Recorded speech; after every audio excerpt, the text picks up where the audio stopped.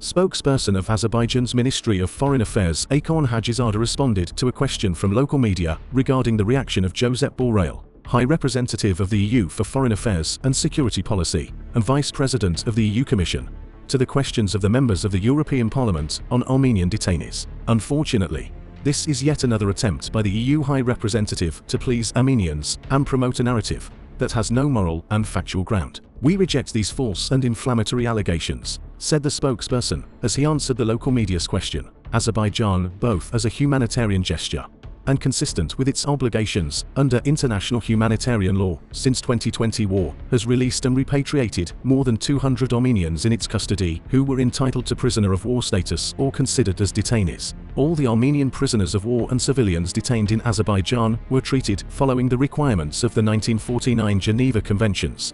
They were not subjected to torture, humiliation, and inhuman treatment. Each of them underwent medical care and examination during their detention.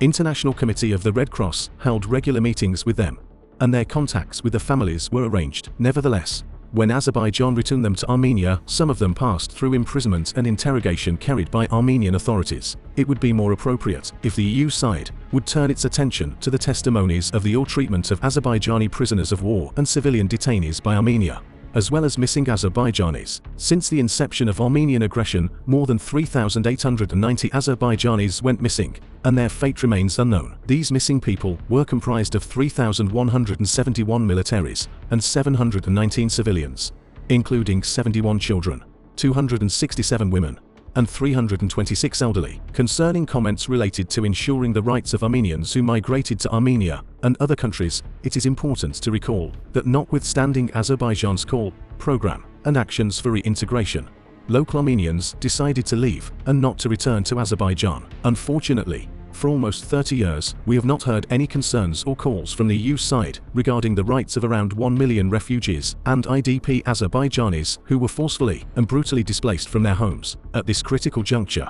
Azerbaijan expects the EU side to refrain from biased statements that undermine peace efforts in the region, Hajizada added.